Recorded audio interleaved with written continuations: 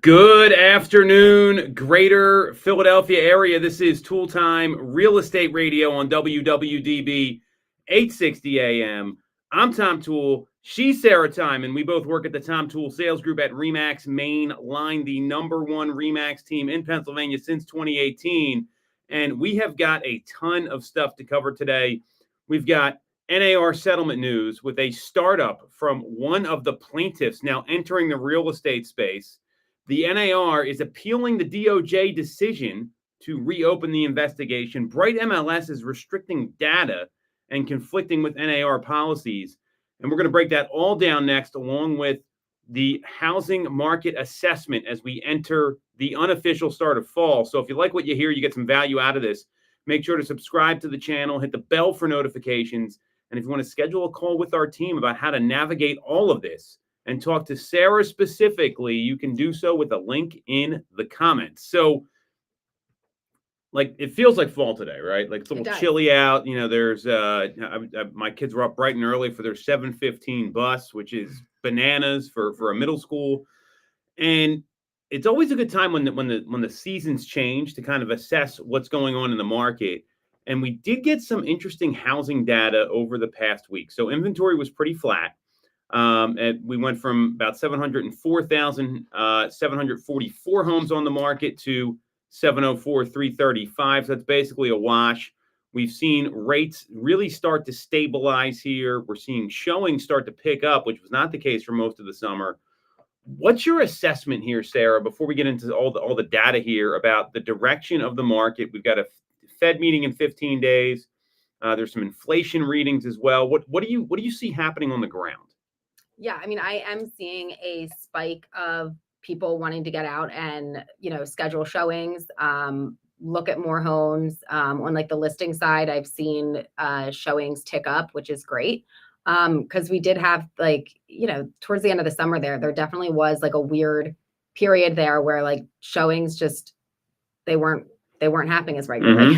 So I think that we're going to kind of start to see that pick back up again. People kind of school's now started and they can kind of like move on with, if they put this on the back burner for the last couple of weeks of the summer here, they can kind of re-enter into the market.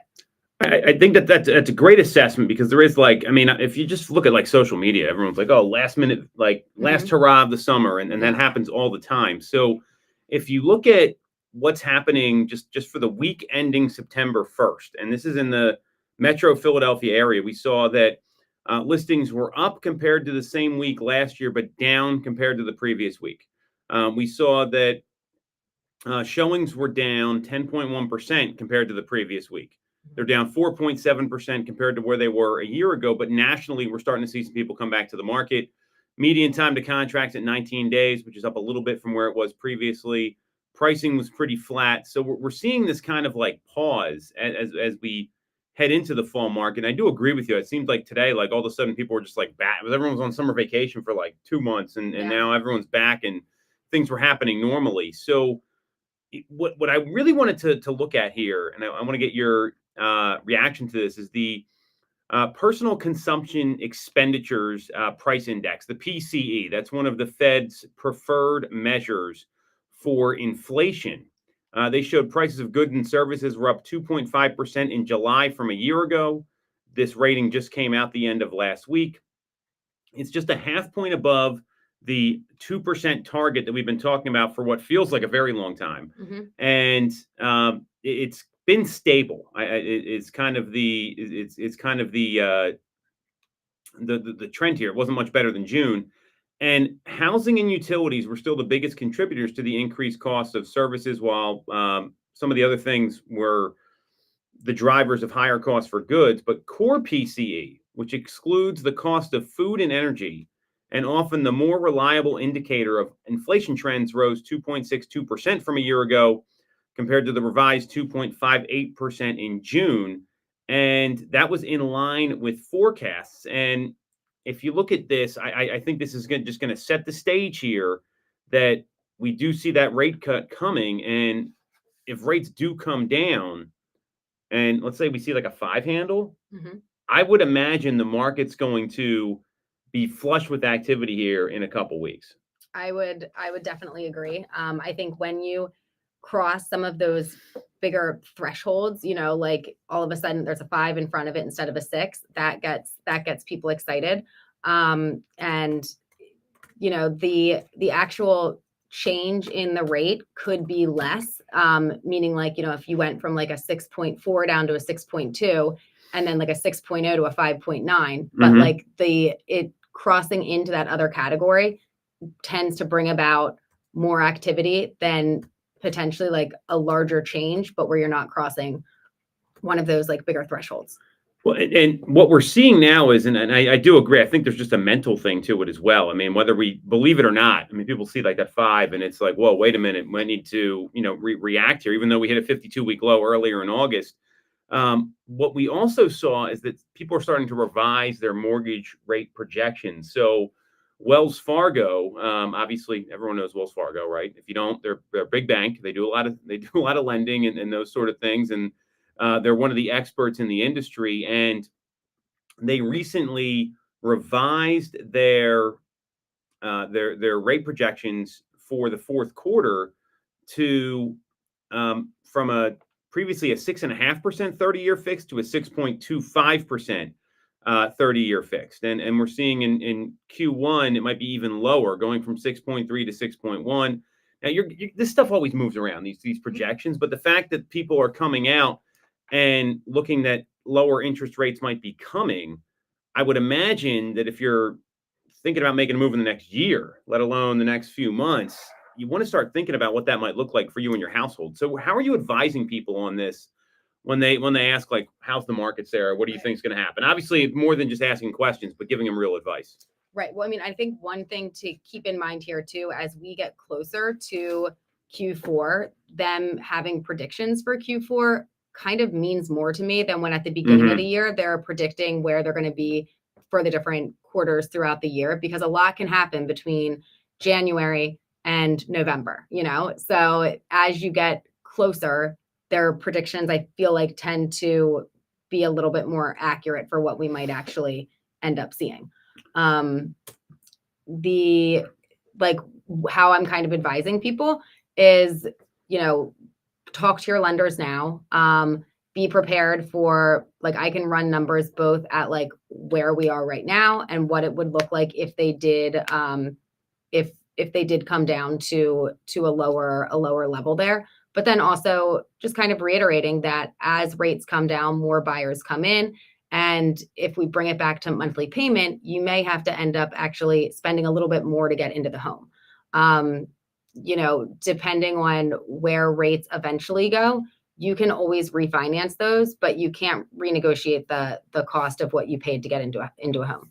Yeah, and that's where it's really important for people to just understand, like, what like cash flow means and what you actually can get out of when you're refinancing, and what the options are, because people, I mean, you said this, I think we joke about it now, like, it's like you can't time the market. It's right. Like, we're going to make t-shirts up that Sarah can wear on the show moving forward. But in all seriousness, I think we're starting to see some things happen that, yeah, if rates do start to fall, obviously that creates a lot more demand. I think that now the flip side of this is that if you look at the savings rate in July for the U.S., it was at 2.9%, and a lot of people consider that to be unsustainably low compared to just over 6% before the pandemic. And a lot of people, a lot of economists predict that the ongoing softening in the labor market will lead to more precautionary saving that might dampen growth in consumption over the next few quarters, which that's what the Fed's been wanting. And that brings inflation down, and ultimately that you're going to see rates return to a normal sort of place. I mean, we're at a 23-year high on the federal funds rate. I mean, and before the pandemic, I mean, we were at like 2, and now we're obviously up at 550 basis points to 575. The target obviously is a little higher right now than where it has been. So that's one factor here, and when that happens, I am clear there's going to be a couple things that go on. One, inventory gets unlocked a little bit. I mean, how many times do you talk to somebody and they're like, well, I just got it too good here. I can't move out of this place. And it's not that they're not willing to accept a higher rate. It's the spread is too big. And when the spread's too big, there's not that upside of moving. And if rates do come down, there's going to be some people that have a life event they've been delaying, and that to me is going to be, start to bring more inventory to the market. And you don't want to see that happen at a high level, because that means there's other bad stuff going on in the economy. At the same time, you want to, more inventory is going to be healthy for everybody here, and that's what a lot of economists have said. Yeah, I would agree with that. So let's look at we talk about kind of purchase application data, and obviously they're pretty seasonal. And the heat months for purchase application data are typically like the second week of January to the first week of May, and then you see things kind of drop, and that's in line with most of the business. I think it's historically 60% of the business we do is between January 1st and June 30th each year. Obviously, every market's going to be a little more seasonal. But the last 12 weeks have been the best 12 weeks for purchase applications for the year, primarily due to the year being negative on the weekly data. So, I mean, it's the fact that we're seeing purchase applications come up like that. I think that's and they've been so strong. That's certainly a sign that the rates are affecting the market. And the other data point to look at here is the last two time rates fell in 2022 and 2023 around the middle of November, closer to the seasonal volume push. The positive growth in purchase applications was stopped when rates went higher, because we saw rates, I mean, we were at like 8% last November. So now that we've got this downward trend on rates, and I'm not saying it's going to be like a cliff, it's going to be obviously very gradual. I would imagine we're going to see more activity in the second half of the year than we have in the past 2 years in terms of like homes that are transacting.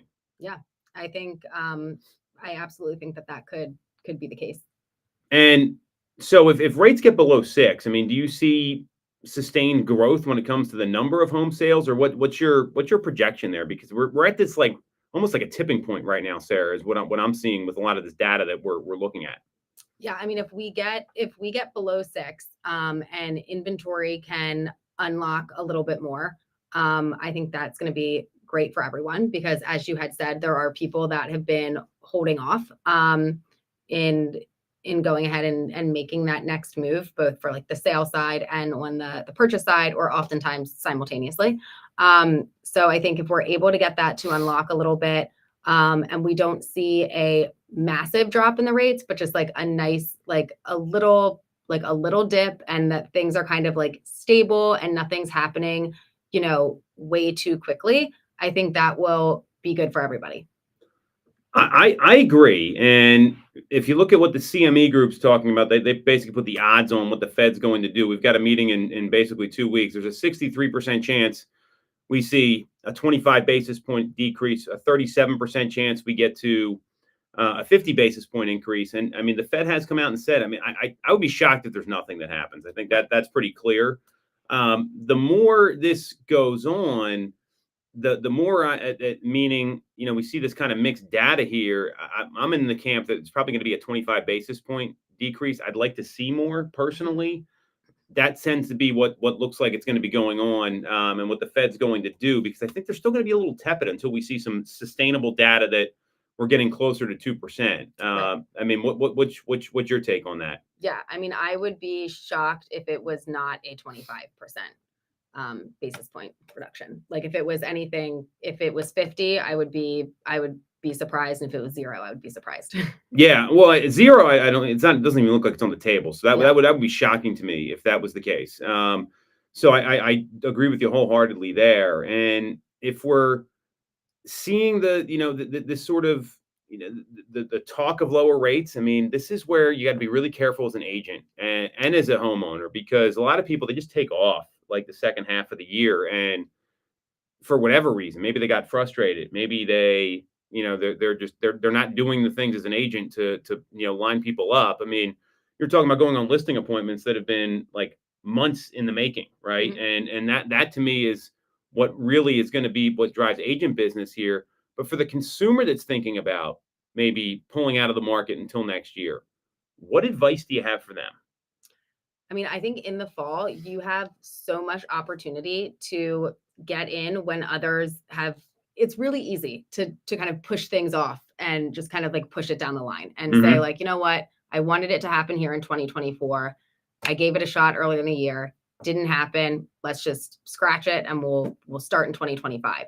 Well, if people do that, that means you've got less competition, and it puts you in a better position. And you never know what week the right home is going to pop up. So I'm not saying go look at everything and look at things that don't make sense and yada yada yada, but like if there's something that could be an option, get in there, take a look at it, and you may be up against less competition. You may be able to negotiate better terms.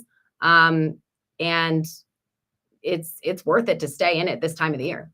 So that's really good advice. And I mean, Warren Buffett has always said, you want to be buying when a lot of people aren't. And if there's less competition or you're ahead of the competition, this to me is the move, because you always hear like, I'm going to wait until the spring. Like this is like this talk that people have, like, oh, all the great homes they sell in the spring. It's ridiculous. I mean, it's not the case.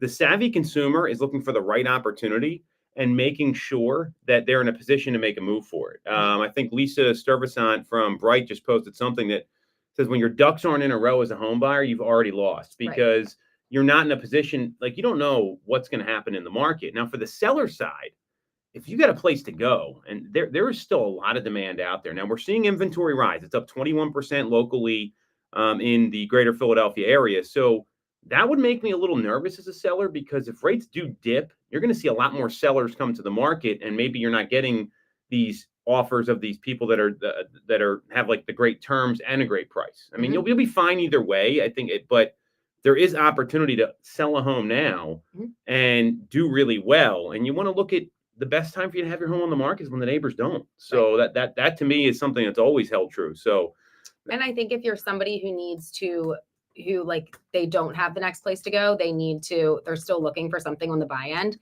have your stuff lined up on the sell end so that if the right one does pop up, you can pull the trigger and they're not like having to backtrack for like, okay, now we found the home, but like, how do we make all this come together? Like have those conversations prior to seeing the right home and kind of have your plan in line so that you know how you can be aggressive on your offer on the buy end and how you can quickly get things up and going on the sell end. You don't want to, kind of push that down the line and be like, oh, well, we'll talk about that when we find the right house to buy, and then be in a scramble and potentially miss out on the right one.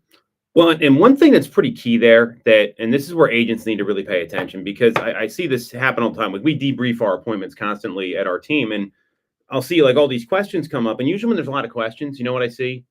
I didn't complete the pre-appointment steps. I didn't do the pre-qualification. So you don't even know what you're walking into. And that's where it can get a little dangerous for people, because you're not bringing all that information up front. When you do that, we were talking about an appointment you're going on, and the people are interested in like making a move on it. Like, hey, we need to get everything ready now in case you like this place, versus, okay, we like it, now what? And it's a scramble, and it's a mad dash to get everything done. And understanding a little bit of this data here, it's not that complicated, and an agent shouldn't be making it complicated for you. If they are, I mean, that might be the time to go find another agent, because they're not really helping or guiding you. Right.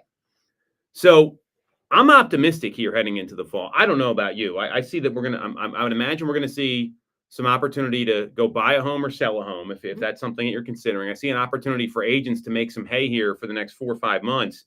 And if rates come down a little bit, that could really unlock things in a way that we haven't seen for 18, 24 months now. So a lot of opportunity here. Let's hope all the data cooperates with the Fed. You never know with them. And we'll see what shakes out in 2 weeks. Yeah. So we're going to take a quick break. We're going to come back. We are going to talk about Sitzer from Sitzer Burnett has a real estate startup.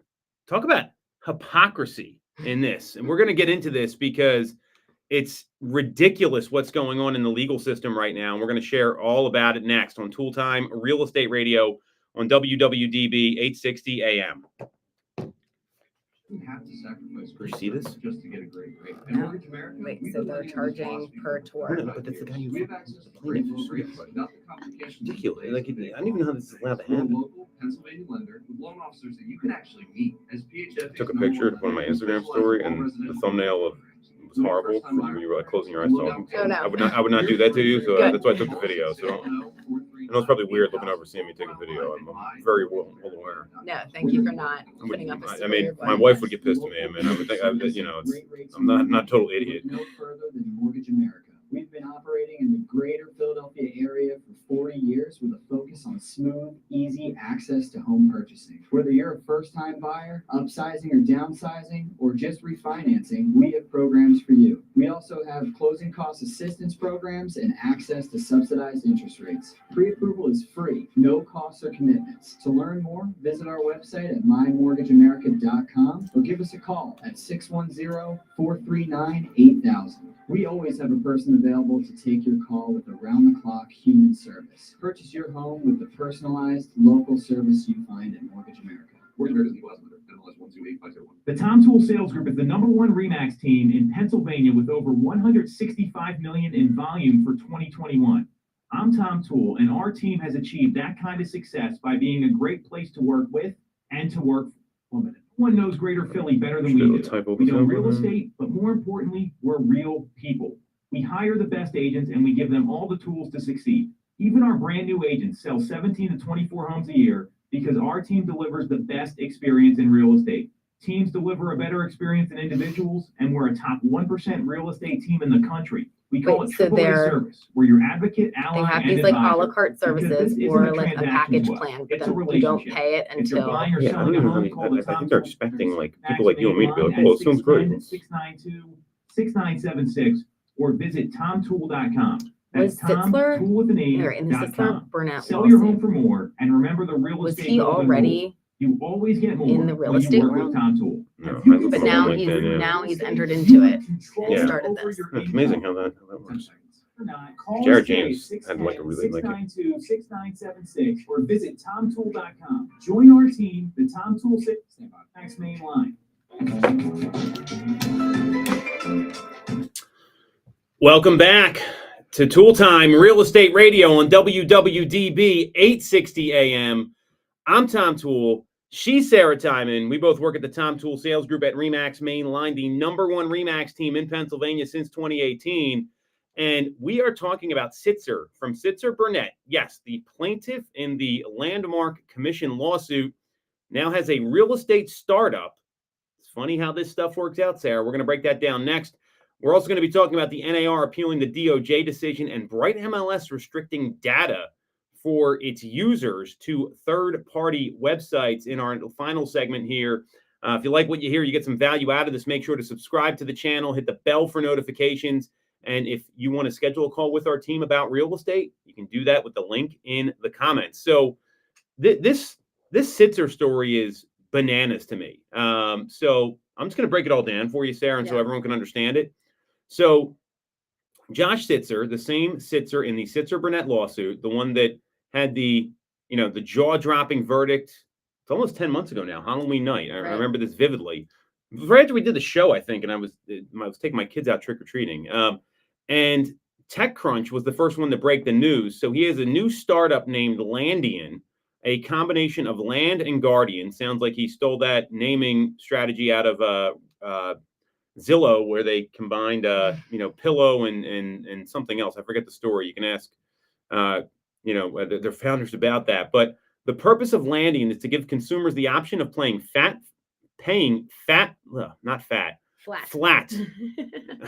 The option of paying flat fees for the services of a licensed real estate agent.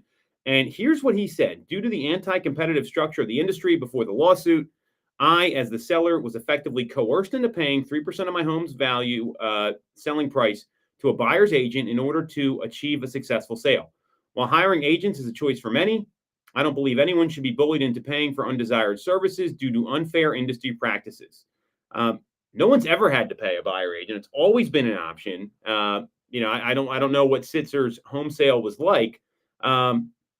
So he's teamed up with Bryce Gallen and Neil Batra to co-found this company.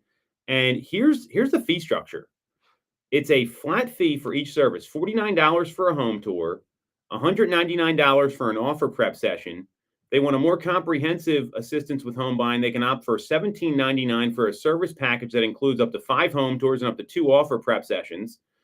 And additional services not included are available on an a la carte basis. this goes on and on to talk about this here. And then there's been the reaction. But before we get into everyone's reaction here in mind, what do you think about this, Sarah? All right. So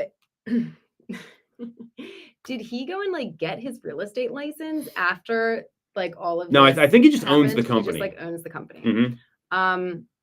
Well, then I think another thing here is what he goes on to say, the buyer only pays these fees upon like reaching settlement for a house. Is that right? Yes. So, I mean, I think very quickly, depending on how many homes you're looking at, offer prep sessions you're doing, or packages that you get into, those, you're not just looking at like the $17.99 package. Mm-hmm. Like you could be looking at well above that. Mm-hmm. And this is something that I feel like people have tried to do before, and it hasn't worked. So somebody that I guess felt slighted by, I mean, I don't know who his agent was and what happened in there. I'd love to be able to find this out. Right? Yeah. Like there has to be some type of stuff that went down there that he's gone on to do all of this. But I think it's easy when this isn't what you're doing all day, every day, to be like, oh yeah, like that makes a lot of sense. That's a great strategy and a great way to go through this. But I don't see it working. And then I feel like you could quickly end up with a pretty big bill that exceeds what they're going to be kind of advertising here as what you would be able to pay. And then I guess also if there's the seller for whatever home this agent is getting their buyer into, if there's a offer of compensation being offered by the seller, does that then get kicked back to the buyer? Or is this going to be that agent collects that and charges the buyer for the structure that they signed on for? I mean, that's a great question. I don't know the answer to that. I know what the settlement says, thanks to Sitzer, and that it's that if it depends on what's in the agreement. So I'd wonder what their contract looks like. And so that's a great question. I think you hit on something that's very, very obvious here. And a lot of people brought this up. I mean, we talked about this on Knowledge Brokers on Friday. Ricky Caruth said the same thing. This model's been tried over and over again. We've seen people come in and say, hey, we'll be a discount broker. We'll be a flat fee broker. I've seen on the listing side. And in a lot of cases, it does not end well for the consumer. Right. And they end up going with an agent who knows what they're doing anyway. This model has failed repeatedly. And those companies are charging a lot more than what this company's charging. So I just don't know, like if you're getting $50 to open a door, there's going to be some agents that's all they're going to do. Right. They're not going to give you any advice. They're not going to give any prep. They're not going to give you guidance. And it sounds like what they're relying on here is agents to want to opt into this model. And maybe there's a certain kind of person that would do that. But I mean, if you show, I just did the math. I mean, if you show 20 homes, just a lot of properties to look at, and you're walking and they think about the amount of time involved with that. I mean, you're looking at probably 25, 30 minutes each one. Comes out to $1,000. I mean, that's, potentially 10 hours worth of work. I mean, so you can do the math here and figure it out. And that's just actually showing the home, not, all the prep work and everything else that needs to happen. So, and I would imagine it would very quickly get to be where, it's like, all right, I opened the door. That's $50. Like, oh, you want me to tell you about it? That's another 100. Well, who knows? You know what I mean? Like it would, I don't know. I would feel like if you want the agent to do the job that you want for yourself and to get all the information and to know the comps and to know the strategies for, what might produce a successful offer, it would, it's just gonna be like, oh, that's gonna cost you. That's gonna cost you. Well, and I'm on their website now, and this is very interesting. It says learn from other. They have like the agent portal, so it says unlock a new era of success with Landian. Staying ahead is crucial. You can register, and they say basically you can offer on-demand home tours and offer prep with flexible flat fee. It's a tongue twister. They're flexible flat fee pricing, and they said everything's easy to comply with. Secure more deals with 90-day exclusive representation agreements, ensuring you stay in control. That's what everyone's supposed to be doing with the settlement that this guy was a part of anyway. Right. So I find that to be pretty interesting. Then they have like testimonials, and it's a bunch of cartoon characters here that don't look like real people Right. in terms of the testimonials. So that's one part of this here. But this model has just failed over and over and over again. I mean, there's a long list of companies like this that don't do well. So I think that's the first observation. Now, the second observation here that I've got is that Jared James. So he's been pretty vocal about this lawsuit, and a lot of people are wondering why like agents are so upset about it. And he put some content out on Instagram where he basically said that anyone wondering why realtors are so upset or seem to be so against disruption, it's not disruption when you litigate an industry into submission for selfish reasons. Let me start this over again. I'm having tongue twisters today. For anyone wondering why realtors are so upset or seem to be so against disruption, it's not disruption when you litigate an industry into submission for selfish reasons so you can launch a startup and effectively make it more difficult for potentially millions of home buyers to afford the American dream. And when you think about this, he's the named party in a class action lawsuit and now has the audacity to launch a startup saying, here's what we're going to do for his own gain, where the only people that got paid in this lawsuit are going to be the attorneys. Potentially Sitzer with this startup that he has that doesn't have a good historical track record when it comes to success. I don't see how does this fly in the legal system where they see this stuff happen after the fact, where Right. I mean, where's the accountability there? And it's wild to me that they're saying, well, you can't offer this, you can't do that, but now I'm going to charge a flat fee for people to get in, and I'm going to start this startup.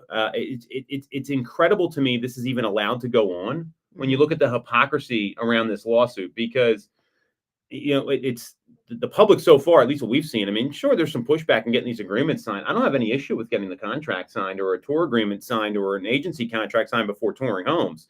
It's, hey, I'm going to saddle you with the cost now, even though most sellers, I mean, there was a survey, 77% of sellers still want to offer compensation. It's wild to me this is even allowed to go on. So this isn't disruption. It sounds more like corruption to me. Right. Well, and I mean, if I know that the whole basis of the case was that sellers should not have to be forced to offer compensation, which we all know was never something that was forced or required, but I'm assuming that like the back end that like really he's upset about something that happened in his transaction, would be my guess, right? And then got, all of these other parties got on board, and either it was, oh, we think that we can get money back, sure, I'll sign that. Or maybe something happened with them as well. In most cases, when something happens that like you're going to be this upset about, it probably came from, either not working with the right agent, not working with somebody who's able to navigate all of the steps and all of the things that have to go forward for both parties to get to the settlement table and feel happy about it, feel good about it, and feel as though it was on the same terms as what was written into the initial offer. So by trying to come up with like a whole new like business here that goes against like the structure that has been proven to work, I feel like you're going to end up with more people that have more bad experiences. Well, and I mean, I can tell you the effort you're going to get from a flat fee agent. We have seen this time and time again. Redfin, if you ever talk to someone that's worked with a Redfin agent, and these are all very clear.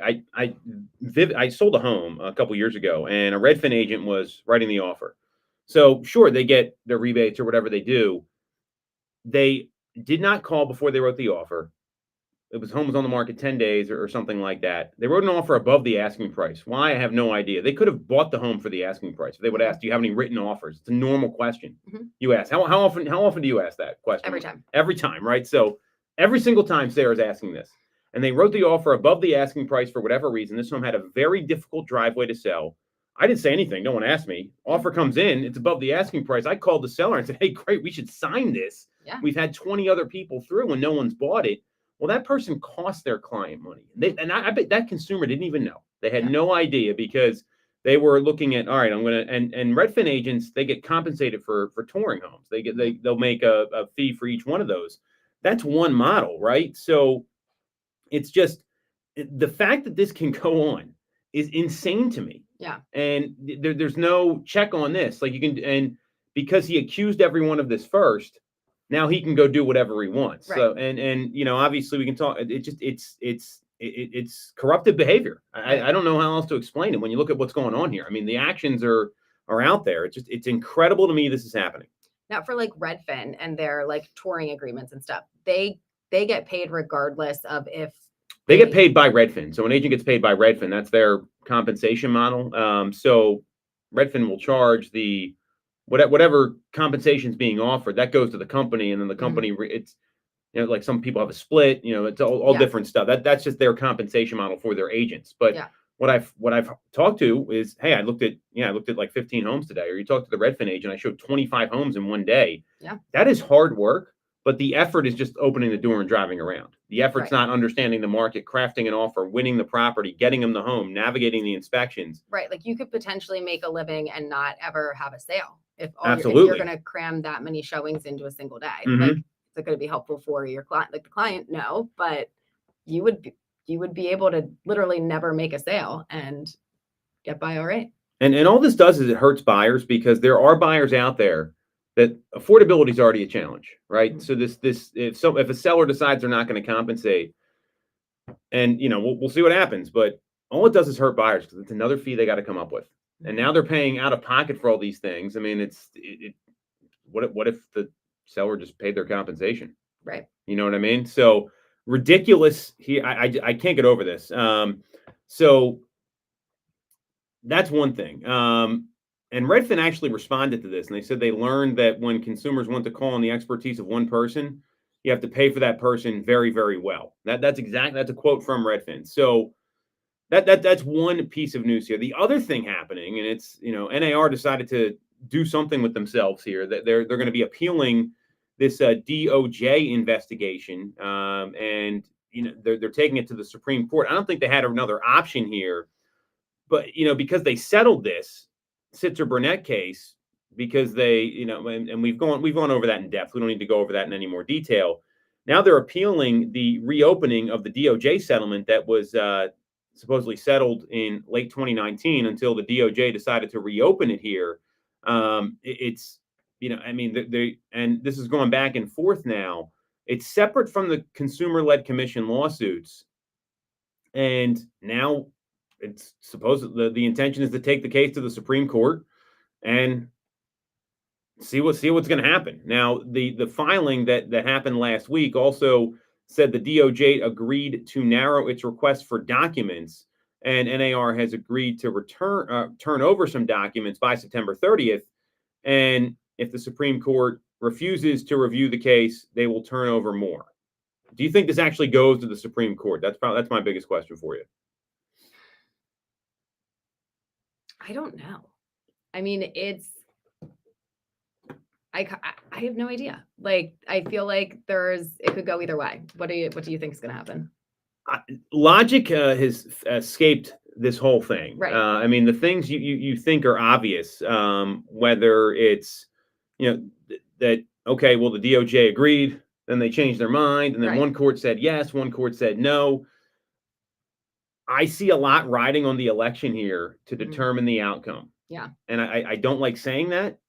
But you look at, there was one administration in place that when it got agreed to, and then another administration came in, and you got kind of the same kind of people running against each other. So, the fact that the DOJ can just say, hey, we changed our mind is another ridiculous thing. I mean, it's that makes me question, like, just contracts in general. Like, you sign a contract for something like that, you change your mind. Right. And then the point of the contract. The point of the contract is, hey, these are the terms of our deal. Right. And whatever deal that is, it Yeah. could be a lease for a car. Yeah. It could be, obviously a real estate transaction is an obvious one. Right. And there is, I mean, I've noticed people just think they can get out of these contracts whenever they want. I mean, and that's where it's really important to explain those things properly. But it feels like we're just living in this kind of world where people don't think they got to follow through on what they sign. I mean, Right. Well, and that's why I feel like it's hard for me to predict whether or not it will go there, because like I a lot agree. of this hasn't made sense or like Yeah. moved in one direction. It kind of like zigzags. So who knows where it'll land. Well, and look, obviously we're talking about this to spread the word and raise awareness. What I am clear on is this for agents, that if you want to focus on having a winning business, do what Sarah's been doing since all this happened. We've gone over like the guidelines and what to do. And you've basically been like, okay, that's what I got to do now. Right? I mean, that's been your mindset. We've talked about this. Like, I mean, I work with Sarah all the time. You're just like, sure. Yeah. And If that's what we have to do, we'll do it. And then if they change it, we'll change it. well, but you're focusing on trying to help people. And Yeah. that's a difference. And I Yeah. think that there's so many agents like, well, what if this happens? And you've seen some of these questions. I mean, we had a brokerage meeting. It was very interesting, but everyone's trying to figure out like how to understand it all. Yeah. I'm more of like, all right, just tell me what I need to do so I Right. can do the stuff that's actually going to matter, which is helping people navigate the market, because there's Right. always going to be a need for that. And, I mean, so what's your thought process there? So you're on the other side, right? I mean, I run these trainings. So when you hear, and obviously we've got I hope a pretty good relationship, but, but and all kidding aside, like, so what's your thought process there? Because you've been in other industries as well, where you just hear like what leads you to that? What you mean for like Just complying and moving complying ahead. with- Yeah. yeah. Cause I mean, that's how you do things. Yeah. I mean, I think you could spend a lot more time, effort, and energy trying to figure out how to not do something than to just do it. And if this is what you need to do, like particularly in terms of, just staying compliant with having the necessary documents that need to be signed prior to touring homes signed, you don't leave any wiggle room there. Like you must do this to be compliant. I mean, I know I had a showing this weekend where it was a situation where there was a client that had called into the office and wanted to go out and see a home the next morning.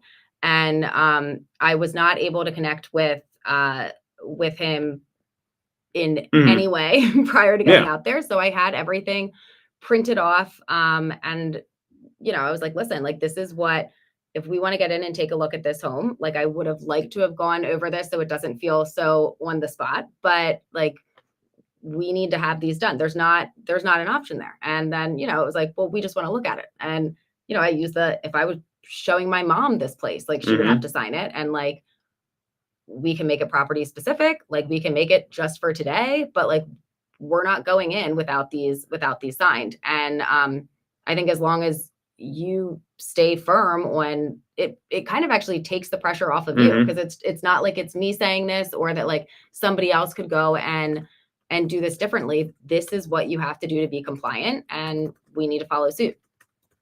So did they signed? They signed? Okay. And did they, so what kind, did they sign like a property exclusive or? Yeah, we did property exclusive. Smart.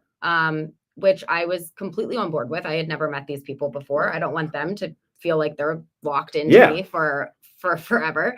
But yeah, we did a property specific. I went over like the changes, explained that I'd already spoken to the agent about the compensation that was being offered on this specific property. And gave a rundown of what this means, how it affects them, and how touring homes is different moving forward. And I think that's, and like, so how'd it go? Like, are you still talking to these people? Like you're working on the relationship? Like, is that the direction this is going? Yeah. So then, after the showing, I provided them with some additional information that they were looking for, got that over to them right away. And now I've been kind of like scouting to see if there's any other options. They're pretty specific about where they're looking. So yeah. And I know the property you're talking about just because I keep track of these things, but that's because like, and when you look at what gets in the way of implementing, it's usually like fear of failure, right? Mm-hmm. People are afraid they're going to say no. Well, yeah. Hey, I don't have an option here. Like right. And so that I love that. It's overwhelming complexity, which I don't think there's anything that complicated about this. This is what people have been doing, by the way, forever. They've been working on these non-exclusive relationships for a long time. It's inadequate resources and support. I would imagine you felt pretty prepared for that, the amount of role playing that we've done. Like, I mean, we've been doing this for a long time. You had the proper preparation because you tried to get in touch with them, which is usually another reason people don't implement. then there's the resistance to change, and that's where people kind of get uncomfortable.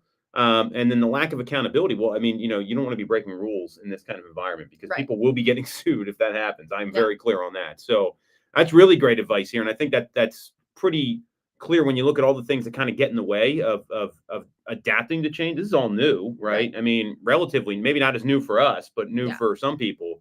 So I think that's a great case study in it may not go exactly how you want it, but you were prepped for all potential outcomes. Right. And it does make it easier that it's like, it's not just me saying like, this is the rule. Mhm. So like Yeah. and being able to say like, hey, I think it feels a little bit uncomfortable too. Us just meeting and me saying, here, you have to sign all of these things, but this is why. And this is, and we can proceed a number of different ways and you get to pick which way we proceed. But this is national. This isn't just us. Love that. So if you were an agent listening, rewind this part because that is great coaching advice here. And obviously when it happens in the field and someone else is telling you that and it's a real life scenario, it can go a long way. We're going to take a quick break. We'll stop talking about all this NAR nonsense. I do want to talk about some other nonsense going on in the industry with Bright MLS restricting data feeds now. This is another thing that's incredible to me. We'll break that down next on Toole Time Real Estate Radio on WWDB 860 AM. All the red tape when getting your mortgage from a big or online bank. At Mortgage America, we have That's awesome that you were able to do all that. Money, but with the personalized and detailed service of a local bank. Yeah, well, then I felt bad because I think he didn't want to, like, he wasn't getting back to me. Finally, he emailed me back at like midnight, like a 9 a.m. showing. And was like, oh, I'd already confirmed with visit our website. Nathaniel. We got to work on the scripting at the end because I think that's something I talked to Brian. Like, it's hey, they're gonna be in touch. There's some things we got to go over before you go see it. Yeah, Like, like, I'm you Tom have to- Toole of the Tom you do Toole have to- Sales Group at RE/MAX Yeah. Main Line. If you're thinking of becoming a real estate agent in the greater Philly area, I have a special offer for you. Our team did $165 This next million one, I'll just tee up for you and you in can just react to it. 2021, Okay. making us This is the another #1 bullshit RE/MAX fucking thing team in going on. Pennsylvania and a top 1% team nationally.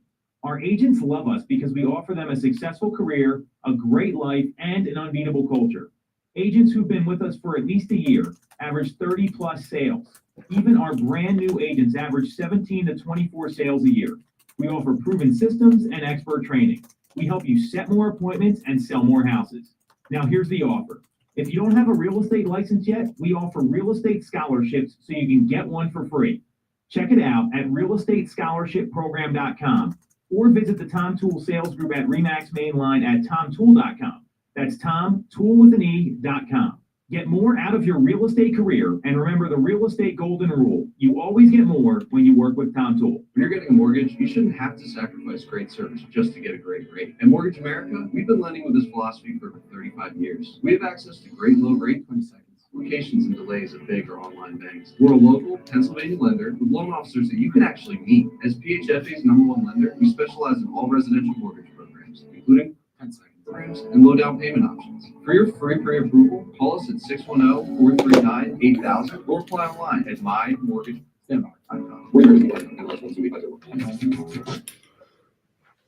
All right. Welcome back to Toole Time Real Estate Radio on WWDB 860 AM. I'm Tom Toole. She's Sarah Timon. We both work at the Tom Toole Sales Group at RE/MAX Main Line, the #1 RE/MAX team in Pennsylvania since 2018. And we're going to talk to you about how Bright MLS is now restricting data access, which is another one of these things that happens. And I'm just wondering, how is this even possible in today's world? It seems like you ever see Zoolander? Yes. I feel like I'm taking crazy pills, right? Like Yep. It was a very classic line. Maybe some of you guys probably haven't seen Zoolander. I know it's more of a generational thing for me and Sarah. So if you get some value out of this, you like what you hear, make sure to subscribe to the channel, hit the bell for notifications. And if you want to schedule a call with our team, you can do so with a link in the comments. So, this is interesting. So Bright MLS, it's the second largest MLS in the country. They apparently had emailed some third-party vendors that use their data feed and they explained to their customers who also have the data feed, meaning people like us, that there's going to be some upcoming changes outlined by the MLS. And they had met with this company. This was reported by NowBAM. It was a company called Relatics, and they called it a routine review. And after the review, they were told its use of agent and office contact information is contrary to the terms of Bright MLS's license agreement, and they were going to be removed from the data feed as of September 6th. So Relatics is a company that sources production data and lets you know how many homes people are selling. And if you think about the world we're in right now with like the Sitzer Burnett lawsuit. Mm-hmm. Well, we can't market if there's compensation on the MLS. So Right. It's probably pretty useful for agents in the spirit of complying with the lawsuit to be able to develop their own ways of, hey, here's the person that sells the most homes in XYZ town, or their center zip code production is, let's say it's in Bala Cynwyd. That's where we are right now. So if you get a listing in Bala Cynwyd, you can market to all those people. Mm-hmm. So that's one use of this. Obviously, I think the agent-to-agent marketing is going to be more important than ever, knowing what you have to do to communicate compensation to people. You can't put it on the MLS. So apparently, according to Relatics, Bright MLS's compliance team completely turned over since the original license was approved in 2020, and they are removing agent and office contact information from all external data feeds. This was to restrict access, was driven by the MLS staff rather than the board of directors, who are now targeting any use of MLS data for agent recruiting purposes. So Relatics is going to be advocating for this. Apparently, this is mandated by NAR to have full data transparency. They're arguing the new restrictions push brokers towards expensive alternative data sources that may not provide the same level of accuracy or value. And then there's other programs like this. One's Showing Time's Market View Broker, which is very similar. They haven't received any notice about losing access. So the statement from Bright said, we treat all vendors alike and provide licenses and access to our subscriber, real estate agent, and brokers' valuable real estate data only when the vendors demonstrate they are using each piece of data for permissible purposes to serve their subscribers. We are in communication with the vendor about our agreement. So they're going to stop giving the agent and brokerage office and information info to these outside sources, but it will still be on the MLS. Yeah, so you can look it up in the MLS one by one, but it doesn't go Right. to like a data feed that you could use. And if you were doing a report within the MLS, would it still work? Like if you were looking at agent production? I think it would, but the challenge is, I've looked at these reports and it's not like easily accessible. It's like you got to go in and it's like you can see they don't give you as much production transparency as you would think. You can look up if you want. I was going to look up any agent, right? Agent X, we'll call them. That'll come up and you can do that, but you got to know who you're looking up. You can't just say, here's people doing business here. Here's who's done more than 5 transactions in Montgomery County, right? Or these other things that would help when it comes to marketing a listing and communicating compensation in light of the new, rules we've all got to play by here. And, it's also, I've got questions about like, you go into Zillow or realtor.com, are they not going to put the agent's contact information there? Right. And that's, without direct access to listing agent details, consumers might be misled. They might get barriers when seeking accurate information. So, it's with the idea of cooperating together and, collaborating and marketing their services. I've got some real concerns about this. And it's like, where did this even come from? Well, we've always said that going directly to the listing agent in most cases is not the right move. Like if you're the buyer, yeah, sure. Isn't the whole point of all of this like for transparency and to give consumers the option to move forward how they best see fit? So whether or not it's the right move to reach out directly to the listing agent, shouldn't that information be there so that the buyer has an option to do that should they so choose?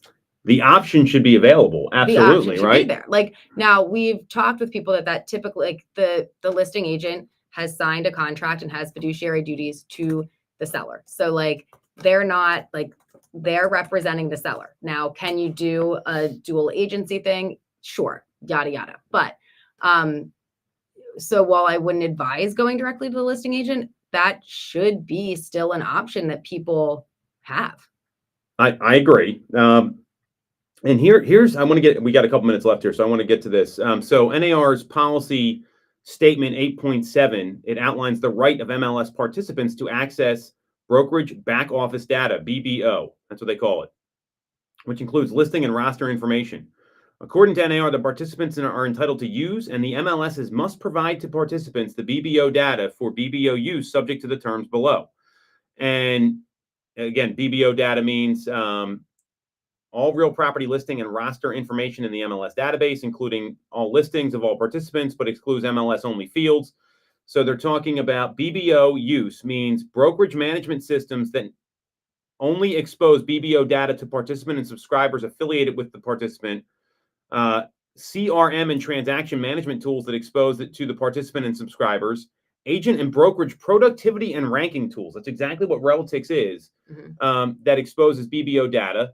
And marketplace statistical analysis and reports in conformance with NAR MLS policy. So I don't see, basically Bright saying, hey, I'm not paying attention to this anymore. We're going to do whatever we want. Yeah. That's what I'm getting here. And I think it's another bad business decision. Yeah. And this really demonstrates the MLSs are the ones with the power, not NAR right now, because they're basically saying NAR, insert FU here or whatever you want. That's kind of how I'm reading this. So we're gonna that's it for this week's episode. You want to follow Sarah? She's at Ty_Ty Time on Instagram. You can follow me at TomToole3RD. And if you got some value out of this, do us a favor, subscribe to the channel, hit the bell for notifications, and you can schedule a call with our team with the link in the comments. We'll see you next week on Toole Time, Real Estate Radio on WWDB 860 AM.